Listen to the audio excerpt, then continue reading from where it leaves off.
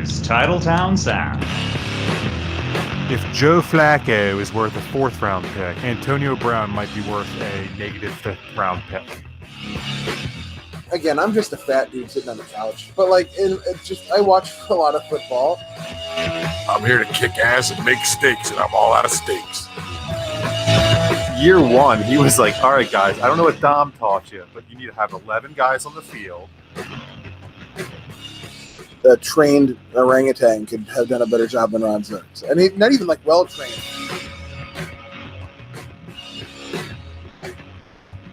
Welcome, Packers fans. It's the Titletown Sound podcast, and this is the podcast for Packers fans and those who are willing to wait a month for their podcast content. I want to say thank you, everybody who has waited. We apologize. We took some time off, but we are back. And I want to introduce my co-host who looks just visually stunning this evening. It's James Corsmo. James, how are you doing? I feel pretty. So pretty. I feel pretty and witty and gay. And I pity any podcaster that isn't me today. And I'd also like to introduce, a man who does not appear to have any discernible odor. It's my other friend, my other co-host, my brother, Kevin Christofko. Kevin, how you doing? That intro leads me to believe that we are not within 120 miles of each other. It is National Compliment Day, gentlemen. That is what that intro means. I like it. I hope I've somehow brightened your day with that wonderful compliment. Every day should be National Compliment Day. Well, it's also National Non-Discrimination Day. So according to at least one international body, today is the only day that you don't have to discriminate against people, which I think seems like it's probably sending the wrong message. I have an international body. That seems a bit discriminatory. So, gentlemen, we can continue to talk about made-up holidays, or maybe we could address some of the issues. Let's do the holidays. All holidays are made up if you want to get technical. That's true, except for Billie Holiday, not made up. She was real. Holiday Inn Express, not made up. Correct. That's all I got. Madonna. All right, so we have to talk about this Packers game eventually, and I think we did our best to avoid discussing it by waiting until February 28th. So technically we can say we podcasted in the month the Super Bowl occurred. It is February 28th as we broadcast this live to YouTube. We did it, guys. And I don't know. I am not left after that NFC Championship game with the feeling of dread and horror that some Packers fans seem to derive from that loss. I was disappointed. I mostly hated seeing Tom Brady being in any way successful. We can talk about the Super Bowl later. But in the end, it wasn't dread and horror for me. It was just disgust. Like, why am I putting all this time watching the product when that's how it's going to end? Yeah. What's this investment?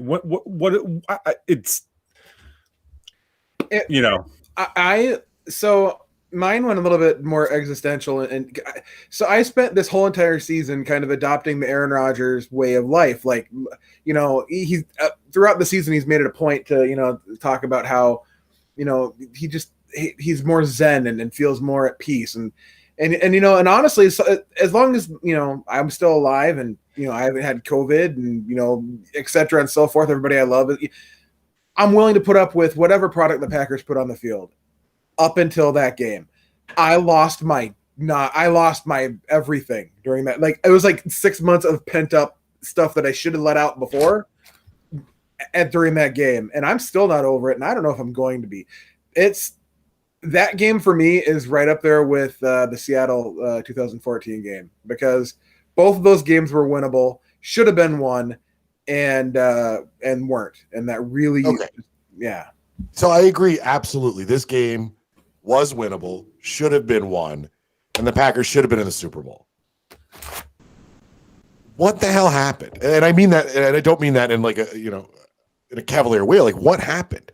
Why was this team, who's one of the best coached teams in the league? I think it's hard to argue with that, at least from a head coaching standpoint. But what happened to this team that they were so easily exploited by a team that I still think, despite their victory 2 weeks after the NFC Championship game, was not a better team than the Packers? Well, I mean, there were several factors, and I guess first and foremost, I'm not sure why Matt LaFleur coaches one way against every other team in the league, but when he plays the Buccaneers, he changes up everything. Yeah. No pre-snap motion, just all that stuff gone. And I get it. They didn't have Tyler Ervin. Tavon Austin's a bust.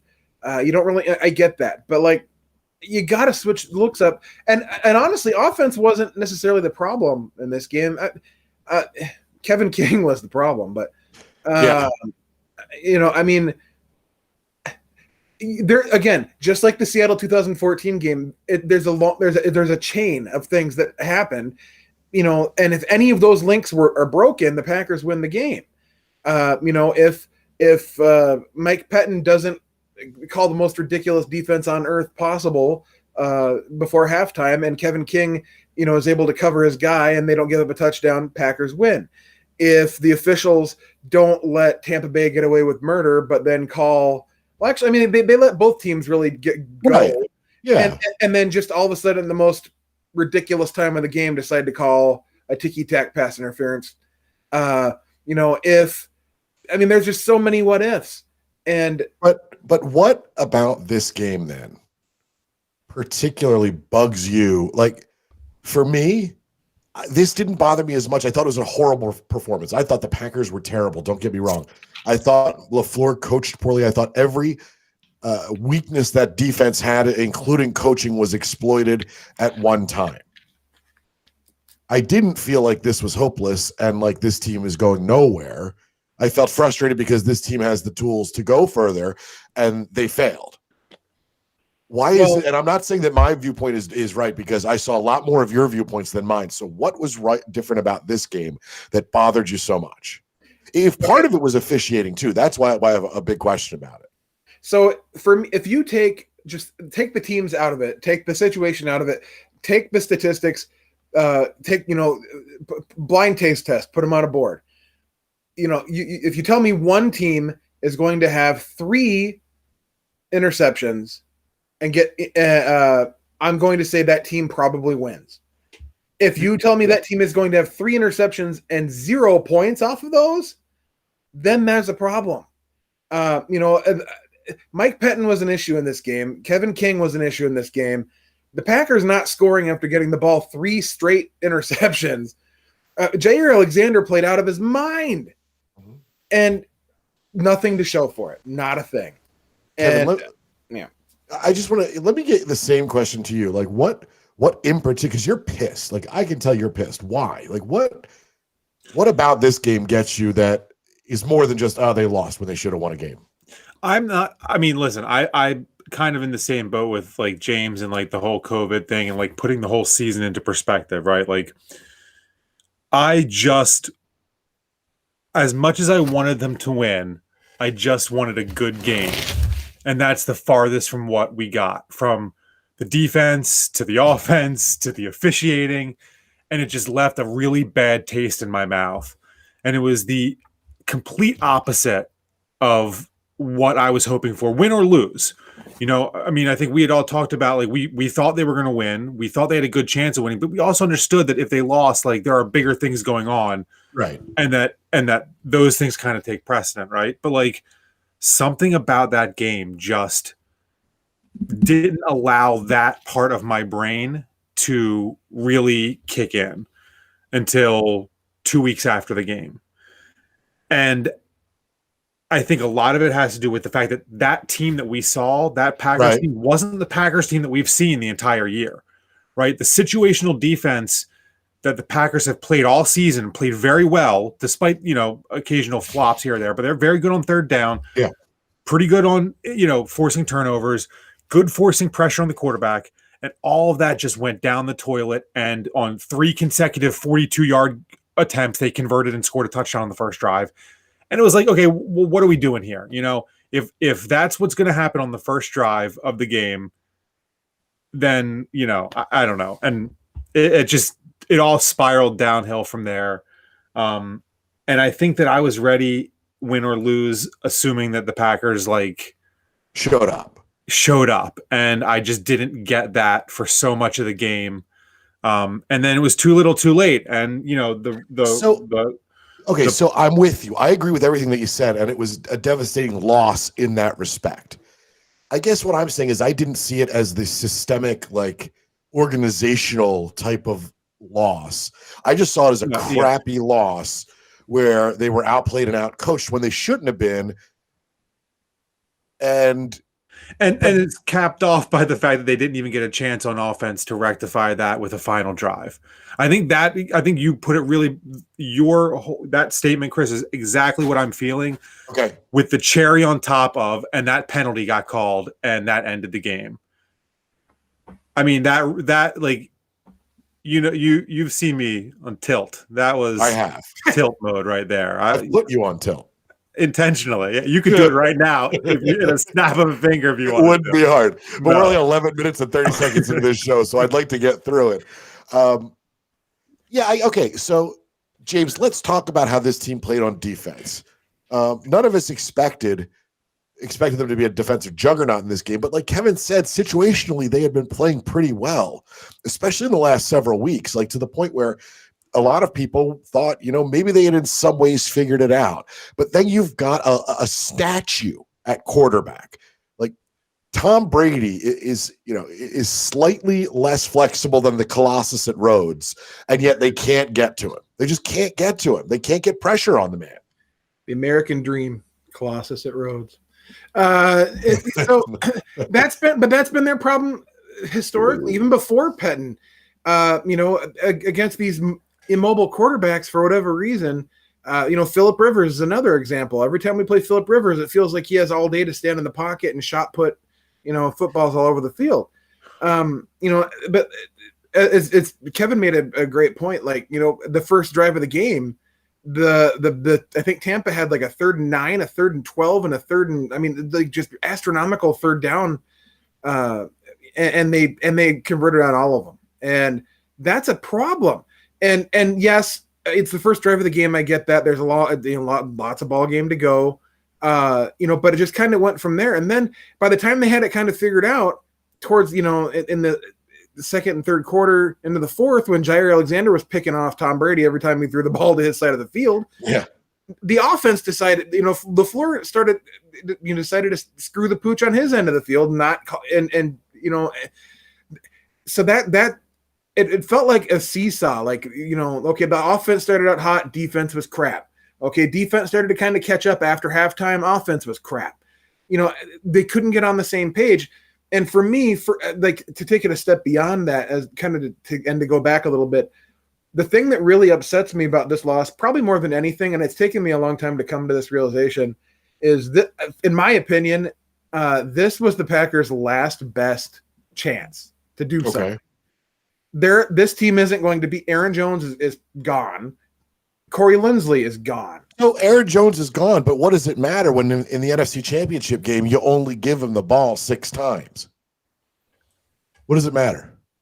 Well, right. Why do you have an Aaron Jones? Why do you have an Aaron Jones if you're only going to involve him in the game so minimally? I don't get it. Well, he got hurt on that fumble in the third quarter. Maybe I should. Yeah, but he still got 6 carries. That's true. That's a valid point. I think Jamal Williams is having the better game anyway. But he only got 7 carries. I guess that's my Aaron Rodgers chucking the ball 48 times.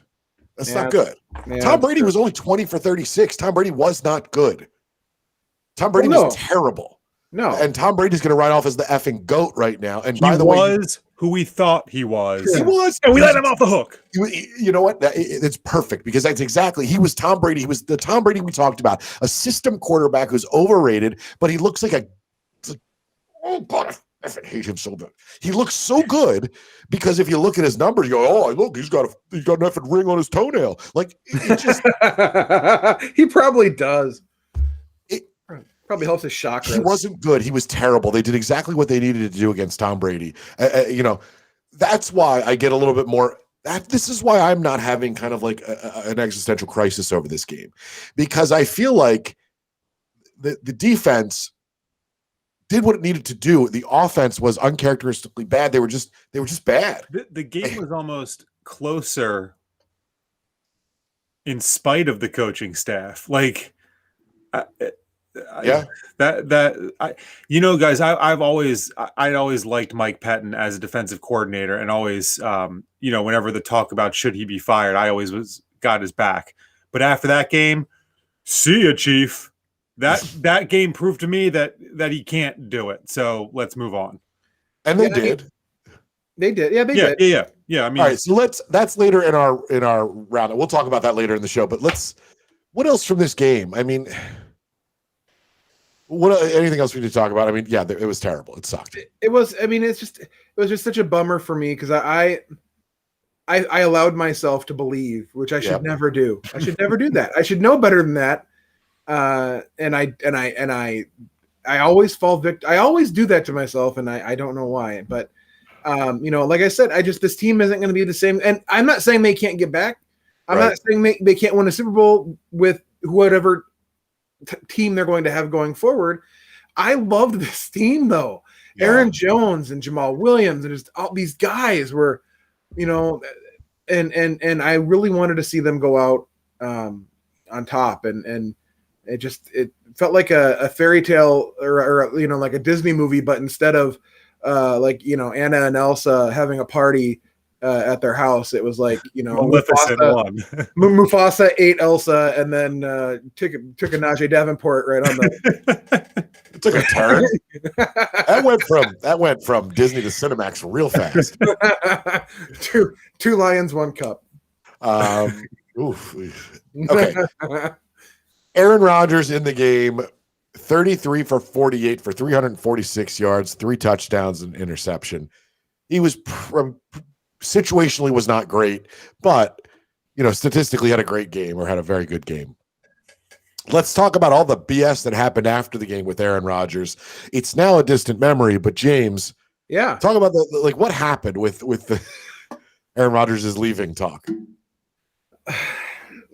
So what happened was Rob Demovsky was born like 45 years ago, and then decided at some point in his life to become a sports writer, and then was hired by a Wisconsin newspaper and led to several nonsense articles. But so after the game in his press conference, obviously Aaron Rodgers was disappointed and in a bad and not a great mental place, as anybody would be in that situation. Sure. And he just basically, literally all he said was, I don't know what my future is. I don't control that. That's all he said. And not verbatim, I'm paraphrasing, but Demovsky specifically, but other writers as well picked up on that and ran with it and then kind of extrapolated off of that to, well, Aaron Rodgers is going to be traded or released like tomorrow. And then it just became this. Okay. Hold on. I think we're being a little unfair to Demovsky, because I think that was from Twitter. Demovsky and the writers basically said, Rodgers is saying, who knows? Maybe I won't play. And here's where I think this drama, look, here's the problem I have with this. I know that in the end, it ended up being much ado about nothing, but Rodgers is very careful with what he says. He chooses his words very carefully, and that's what leads me to believe that maybe there was a little bit more to this, when he initially said it, because then he also likes to bust the balls of the beat writers, and if he can make them look bad, he will. And now that we have the benefit of a month of hindsight to see what's happened since then, I agree with you. I really think that was a calculated move on his part, and it worked. Or at least it looks like it's working. Because the talk in 3 weeks, this is how fast Packers Twitter moves. Right. In 3 weeks, it went from Rodgers is going to be traded for a bucket of balls and a jugs machine to and a copy of jugs to well, they're going to move on from Jordan Love next year. and cut their losses. And so it's like I literally saw that from reputable people on Twitter. I think it was yesterday or the day before. So I mean, in 3 weeks we've gone from Rodgers is Brett Favre to Roger. They're going to rename Green Bay Rodgers Bay, and so we're not even into March yet. Kevin, what did you think about the whole Aaron Rodgers, who knows what my future holds talk? That was a whole lot of the football season just ended and we're not going to the Super Bowl talk. Yeah, I'm a little bit. Yeah, that's how I feel. Yeah, I agree. And I think, again, what he says is always calculated. What he said there was, hey, who knows if I'll still be playing? Look, after all, they drafted this rookie quarterback. I think that's what it was, a little bit more of that. Like, F you, look, I just had an MVP season, Jordan who? More than what it turned out to be, but it was definitely not nothing. But we did learn, I guess, in the ensuing week that apparently Aaron Rodgers is engaged. And not to me, which sucks. Well, yeah, the restraining order was a big part of that, James. I mean, your prior and existing marriage also was an obstacle to your marriage to Aaron Rodgers. We have an agreement, okay? We have an agreement that if Aaron Rodgers is to ever propose to me, I am allowed. He's my exception. So you're allowed to get a divorce to remarry Aaron Rodgers. I'm expected, not even allowed. That's just it's a rule. How long until we see tweets about how Aaron Rodgers is isn't going to play well because he's got a girlfriend? I mean, he's got a fiance, or has it already happened? I haven't seen it yet, but the aforementioned beat writer is the one that put it out last time, so we'll see. Who? Oh, right. We'll see. Aaron Rodgers, does he have a DJ or a band at his wedding? Oh my God, that'd be he can afford any band. Go ahead, Kevin. I was gonna say he's got both. Like he's like band for cocktail hour, DJ for hardcore dancing, band again for late nights. Yeah, it's going back and forth. That's a good point. And is he getting a wedding band, or is he getting like the Traveling Wilburys are playing? I mean, I think they're all dead at this point, but is he getting a like band the Dan band or something? Okay. Look, that's a good, he's getting like a comedy, but like still gonna rock out. Like, yeah. He could get, look, I'm wearing my Foo Fighters shirt tonight because they're my favorite band, and I know Aaron Rodgers loves them too. He could afford the Foo Fighters. He could afford anybody. He could bring John Lennon back from the dead if he wanted to. I don't think he can do that. That's a good point. He could get an impersonator, though. Yeah. Or Sean Lennon, maybe. Julian. Is Julian still with us? I don't even know. Yoko. He could definitely get Yoko. Vladimir Lennon? Just roll his old bones on down. What does this Packers team need now? As we go into the offseason. Oh, you know what? Let's talk about one other thing. I don't think it's on the schedule. Let me see. No, it's not. Is J.J. Watt going to be a Green Bay Packer? Now, here's the thing, James. This is a stupid conversation because the Packers can't do it. It's stupid. Except that John Clayton and his rat tail say the Packers are one of the three finalists in this raffle, this pursuit, this courtship of one James Jefferson Watt. By the way, if you're doing a paper on JJ Watt, do not cite our podcast. Do not call him James Jefferson. I made that up. It's obvious. Everyone knows it's Jaime Jackson Watt. It's Julius. Hey, Jay Watt. It's Jay. It's actually OJ Watt. Orange Julius is his first two names. A delicious treat. I love Orange. I love an Orange Julius. Man, that's such a good. Yes. Look, he could be. He might be. I don't. If he is, then we're. So that's my follow-up question. I think you're about to answer. What does this team look like if JJ Watt somehow ends up on the team? What do they look like? Because we know that means Aaron Jones is gone. I'm guessing that means Corey Linsley is gone. I think Lindsley's gone regardless, but Okay. I mean, Jones is gone. Probably Williams is gone.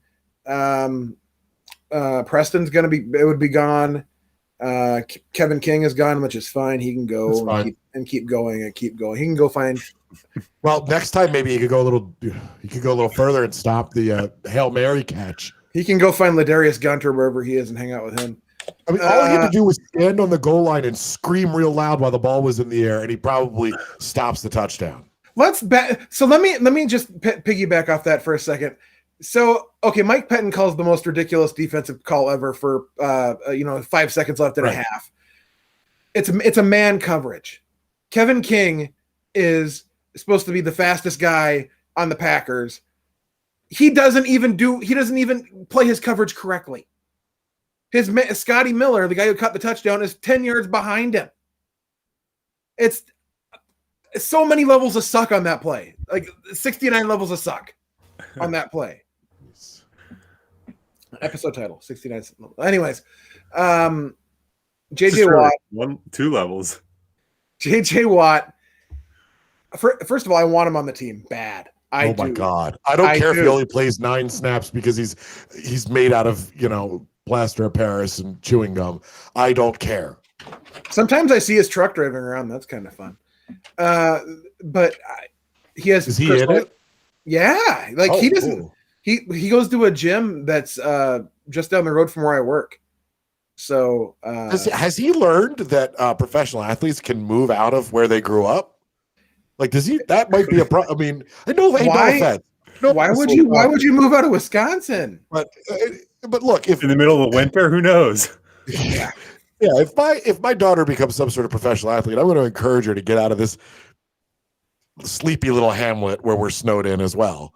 So it's nothing, no offense, but I mean, so ham you think there's a reasonable chance, or at least I shouldn't say reasonable, but you think there is a non-fictional chance that JJ Watt could end up a Green Bay Packer? There is a non-fictional chance that JJ Watt could end up a Green Bay Packer. Still super unlikely. It is equal to the non-fictional chance that I might one day own a pack of abs. I mean, want to see them? Science. Oh God. We're gonna have a reveal. That's patron only. If you want to see James abs, please sign up as a patron. Which reminds me, gentlemen, it is time to talk about our patrons. But before we talk about our OG patrons that we talk about before the break every week, let's talk about 2 new patrons. I put them on the outline at the wrong spot, but 2 new patrons. And that's what happens when you go a month without a show. You get 2 new patrons. One, Brian Soller, and Gavin Nixon. Brian, it is National Compliment Day, so I think we should give both of our patrons a compliment. I'll go first. Brian, you have fantastic taste in podcasts. Brian, your eyes are the most beautiful color of blue hazel green I've ever seen in my life. Yeah, maybe. Great. Kevin. Brian, I like your name because you can also spell it brain if you switch some of the letters around. I'm assuming you're spelling with the traditional AI spelling. If not, disregard. And Gavin Nixon. Gavin, let me compliment you on being better than Richard Nixon at most things, especially being alive. And I want to compliment you on being better than the lead singer of Bush, Gavin Rossdale, at most things, if not everything. Probably everything. He's bad. I like your shoes. I also Gavin Nixon donated a very peculiar amount per episode. Like there was a decimal involved, but it wasn't a 69. 273. What's Do you think that's like an exchange rate thing? Oh, that's possible. Very, very possible. Yeah. God, I'm so smart. Gavin is very, Gavin. He sounds very. I do legitimately really like the name Gavin though, for real. Like I wanted to name our first son Gavin, and we had a discussion about it and I lost, but I like the name Gavin. I feel tell you about how my wife named the dog Maggie, so she would never have to name a child Maggie because I love that name and she wasn't as big a fan. That's cold. It was a sneaky move. I fell Ice for it. cold.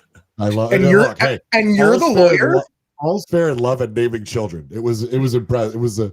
It was a long game, like a long con. And then I realized 2 years later, of course, you can't have a child and a dog named the same thing.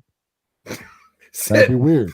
You could spell them differently, I think. But I think maybe your wife kind of expected you to take 2 years to figure that out. We also have some Hall of Fame patrons. They're more intelligent than me and did not get as easily fooled. Kevin, tell us about them. I would love to do that. And it's a really good thing that today is National Compliment Day, because it's super easy to compliment somebody Oh, totally. if you've done zero prep, which I have. Jason Hicks. Jason Hicks is a terrific father and an even better sports fan. No, wait, he's a good sports fan and a better father. That's what I meant. Yeah. Scott Neer. Scott Neer, let's just say, I'm trying to put this in a way that's a compliment. Okay, pretend I'm Nick Foles. Whoa, nice, Scott. Jeff Augustine. James, you okay there? Jeff, I like that red dicky you wear to church. Milo Mead song. Guys, I'm really struggling here. Milo, I think it's really cool how you use a pseudonym as your name.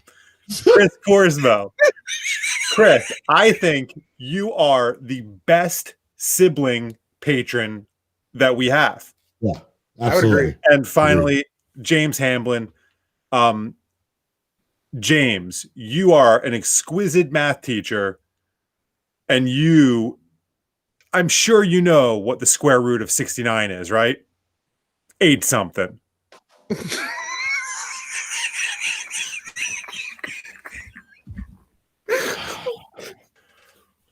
It's true.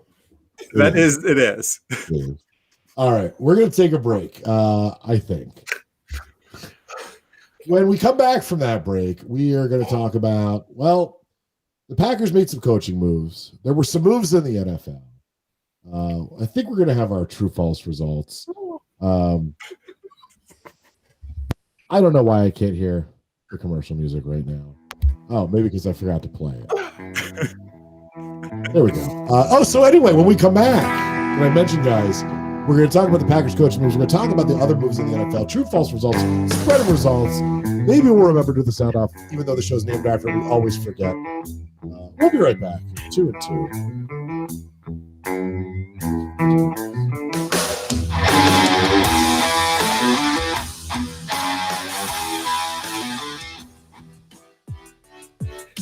Did you know that you can help support our show financially without any additional cost to you? Well, if you use Amazon, and let's face it, who doesn't? You can go through our Amazon affiliate link, and we'll get a small portion of the proceeds.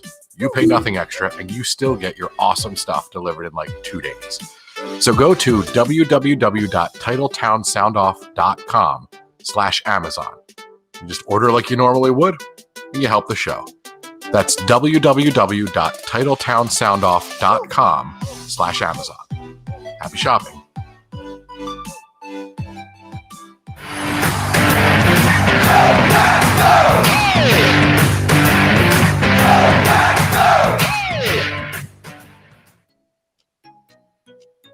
If you would like to support the show and help others find it, give us a review and a rating. Go to Apple Podcasts and write something nice and give us 5 stars. Thanks.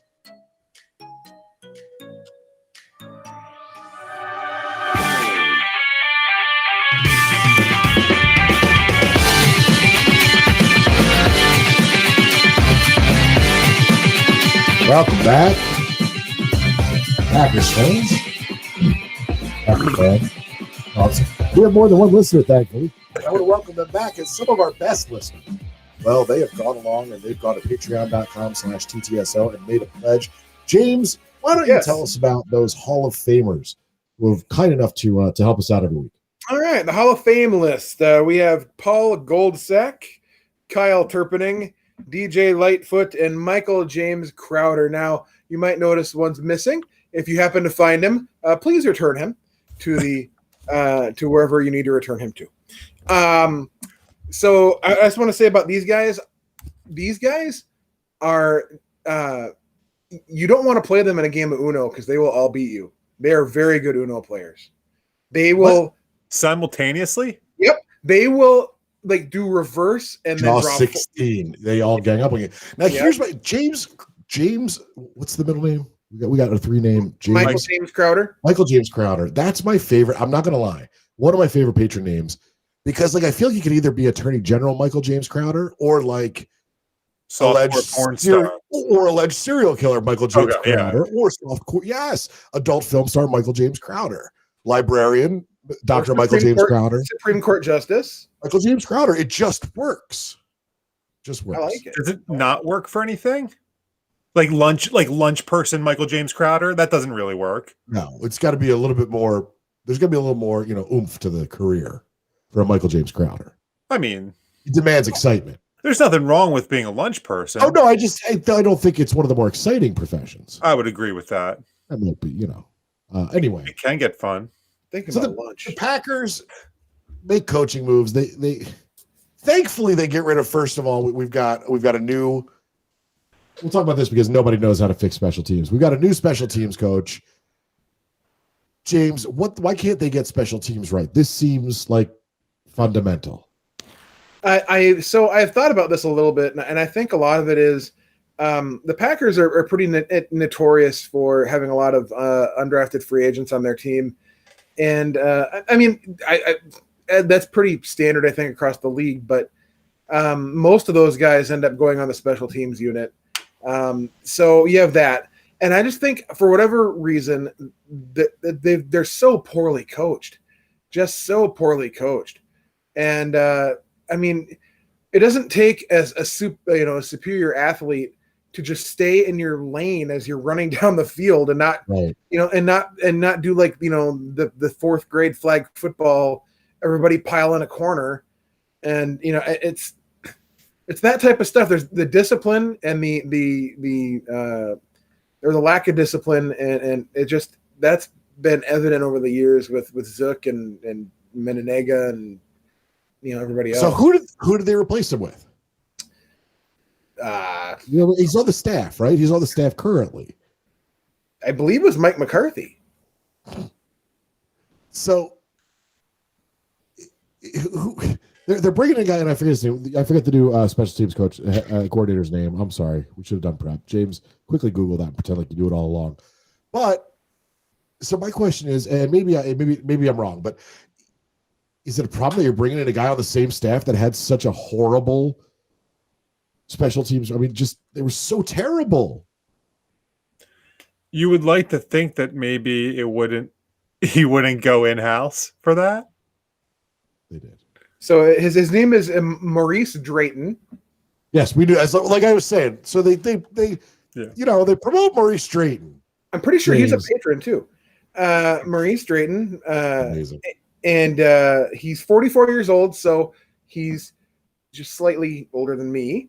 And far less sexy.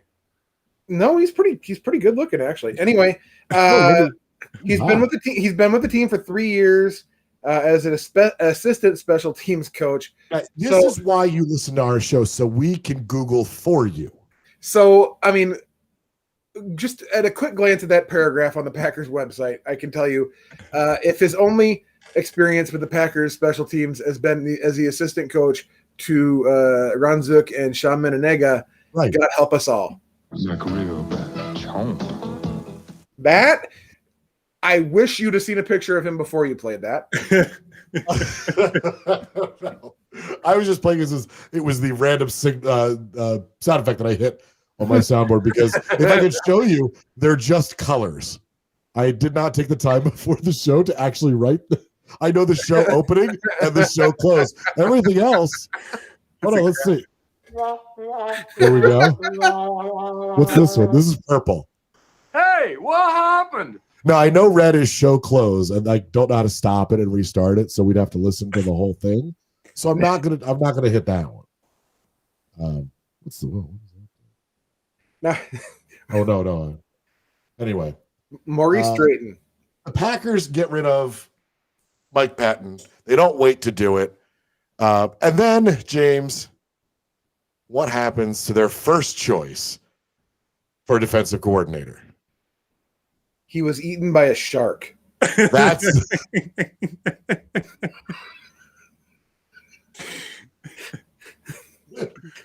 I thought I read that.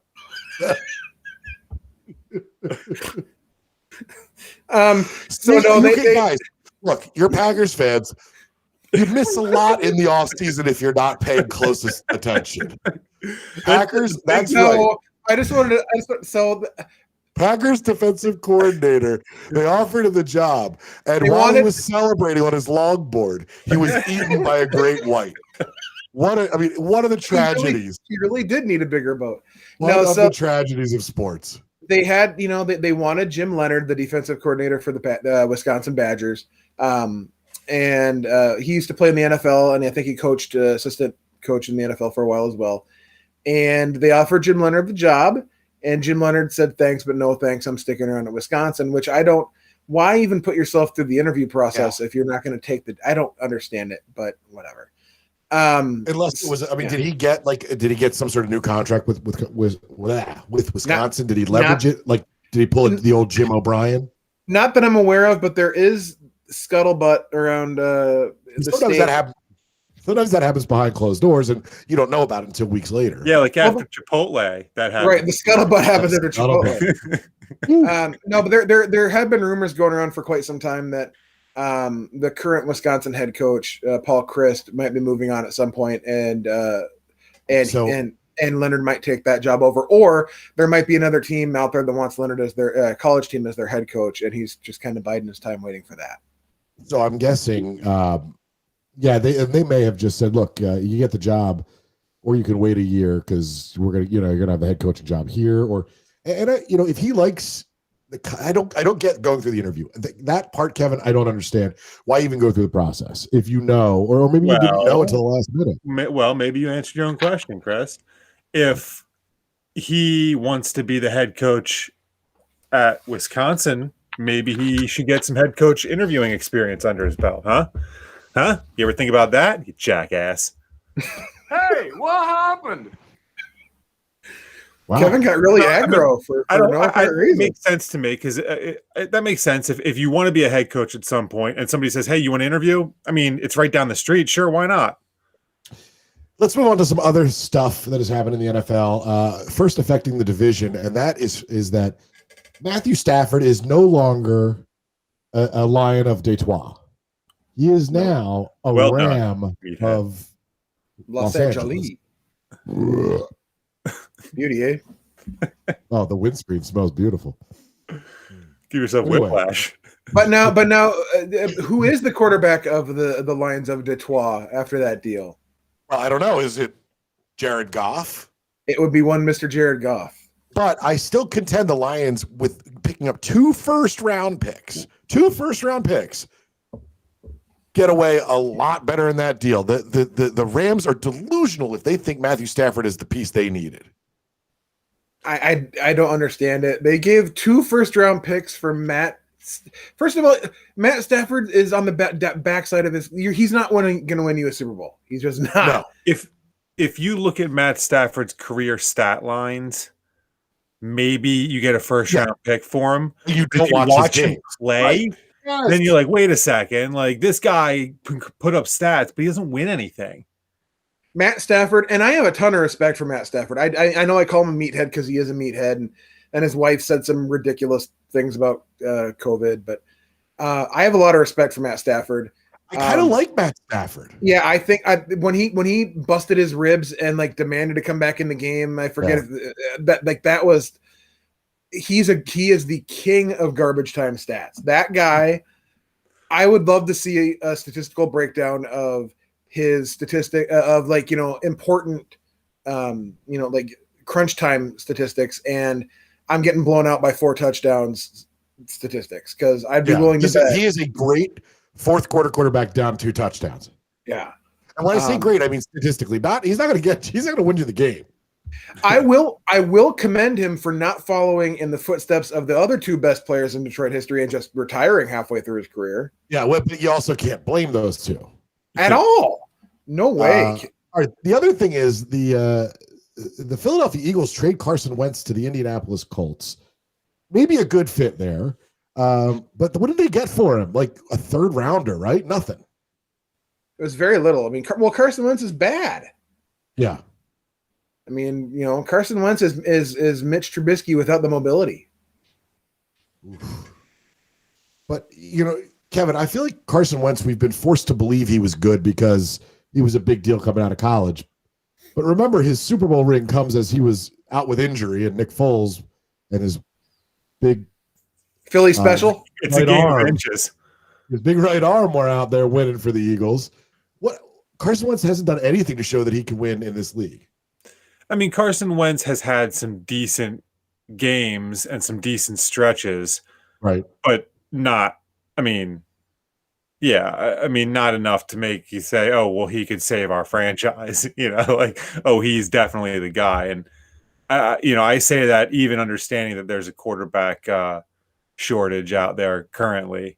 I think you saw last year that Carson Wentz is not right and not good. Carson Wentz, not right, not good. Paid for by no. Jalen Hurts for quarterback. The only caveat to that, and the only reason I'm kind of withholding, judgment is, the Colts actually have a pretty good offensive line, whereas the Eagles' offensive line was just absolute hot garbage.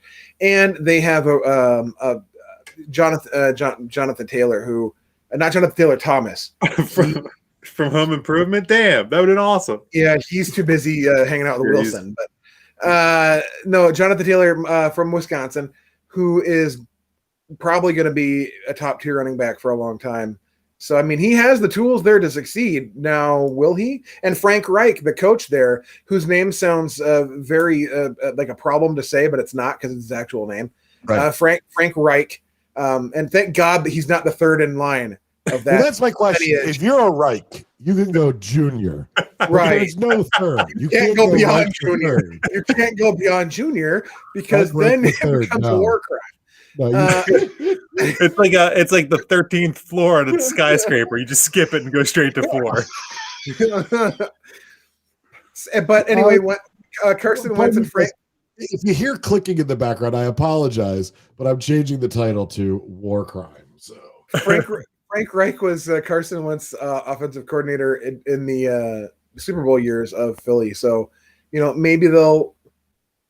Or year of Philly. Maybe they'll, rekindle and reconnect that old thing. And I don't know. We'll see. You make it sound like a Tinder date. Look, Carson Wentz is a handsome fella. He's no Nick Foles. He looks like what's his name? Prince Harry or Phil. I don't know. Prince Philip's the old one, right? You got Prince Albert in a can. Albert. Better let him out. Kevin, I forgot to once again 6 weeks in a row download the sound effects for True or False for the new soundboard. So it's True or False time. Do you have a little bit of a can you wrap it up for us this week or we next week? No, I can wrap it up this week. We don't have to go over the last week's numbers, the questions, but I will say that when I was putting it together, the answers, it frustrated me that much more because we did a pretty good job with them, right? But just and the Packers still managed to lose. Packers, right? Exactly. Aaron Rodgers was 69% nice passing completion percentage, and Tom Brady was 56. By the way, that would have 76 rushing yards. Bro, that would have normally been a natural 69, but I think we all agreed as a show, nothing to celebrate about this week. So we did not include a 69 of the week. It just didn't seem appropriate. It was, yeah. You have to be in the right mood to 69, and it's just we're not in the mood for it. Right. So, yeah, whatever. Overall, let's go overall season. Overall. Okay. Our top patron, in terms of percentage and in terms of just number, wins, Scott Neer. Scott had 43 correct answers on True or False. He has 61.43%. I will give Jeff a honorable mention. with a 73.33 percentage, but he just didn't have enough. He only played for a couple of weeks. So not enough he consistency. didn't qualify, yeah. It was the Sterling Sharp syndrome. Like he was on fire when he played, but his career just simply wasn't long enough. Right. Yeah, exactly. Well, congratulations. You know what I want to do is I want to say congratulations to all our patrons who played. You know why? Because you got to play to win, and patrons are winners. Thank you. Nice. Beauty. Beauty cliches. All right, we got random results too, right? Or did you have more to say about true or false? Just as a general overall, we finished as a overall 54.72% accuracy. Of the hosts, Chris, you and I we tied 59.15%. Oh wow! We both had 42 correct. James, you had 35 correct. 53.03% puts you in the middle of the pack. James usually excellent as the host. I mean, it's a low bar, but James usually does well among the hosts. It was an off year. It was an off year for me. This marks the first time, Kevin, that the person who wrote the questions has ever won, albeit not a clear share of the victory. Sure, it was a tie, but that's a feat. For some reason, those who write the questions are always terrible at this game. Bobo, how you doing? Well, it's tricky because you try to write the questions, but you don't want to like lead it in a way that you know you're going to answer. Right. And so like you're answering a question after you've written, you try to like remove yourself from the situation. Then when you go back and answer it, and I'm just terrible at it. So that's why. Do we have a wrap up for Spread'em as well? Yeah, sure. Why not? Okay. So here's a little bit of sunshine. Total correct answers out of the entire season. How many do you think that the patrons and the hosts combined? How many do you think we got correct? 69. James, percentage wise? James, you nailed it. Why would I even ask? I'm such an idiot. 69 total correct. So Chris, could you guess the only number that would be amusing in this situation? Why don't you say it? And I'm like, how many of them were there? 3 kg. We were 64.49% there. Our top participant, Milo Mead song, 81.82%. Wow. Jason Hicks, had you bet those games this year, you could have had a profitable year betting the NFL. If you just stuck to Packers, yeah. If you just bet the Packers every week. James. Yeah. You have the golden turd, the golden Davenport here with a 38.46%. But I will say, we understand that was because you were taking him for the team there. The golden Davenport. I feel like that should be a traveling trophy. It's really hard to bronze. That should be a special off-season episode, the golden Davenport. Like where we do the tighties, we should do the golden Davenport. Is it all feces related? Because I feel like we might tap out an episode. All turd related. All turds all the time. That's all I got. Yeah, I mean, yeah. We're almost caught up on an hour, so I'm gonna remember to do the segment that we always forget. The show's named after it. It's time to sound off. Sorry, the sound effect played at the lowest possible volume. I heard it. It's sound off time. Does anybody have one they want to go first with? I'm gonna need a minute. It's like ordering at a restaurant. I will go. And my sound off is about the car buying process every time except for the car I just bought. We bought a used car. We knew what we wanted. We did the research online. We literally went and test drove both cars that we liked, and then we bought our car essentially over the phone after that. It did not take a pandemic, ladies and gentlemen, for this to have happened. That we have, we're a used car place that sells, the price that's posted is the price you pay. We're not going to haggle. We're not going to, and here's an example. They had us fill out a questionnaire about our trade-in, which I know you're not supposed to trade it in, but it's just more convenient. They had us fill out this survey about our trade-in. And after we filled it out, I thought, we should have done that because now they know that we think the interior is a 6. What if they thought it was an 8? Well, now they're only going to pay us for a 6. When we filled out that form, they said we were going to get $4,300 for our trade. They gave us $4,900. They didn't have to. They could have just said, oh, yeah, 43, here you go. So anyway, shout out to buying used cars at Car Sense. That's it. That was the If you worst want to sponsor shout-out, but us? us? I was very excited. Carson, if you want to sponsor the show? They don't. Oh. I mean, no. They ain't exactly banging the doors down. James, you got one? Kevin? Who's got it? I'm disappointed about car sense. I don't really have anything to talk about, but I will say that a nice turkey sandwich with American cheese hits the spot. It does. That's That's true. all. I can confirm that. James, you got anything else? Sure. I just want to thank everybody for hanging out with us almost every week this year. The last 3 weeks notwithstanding. Yeah, I think they understand.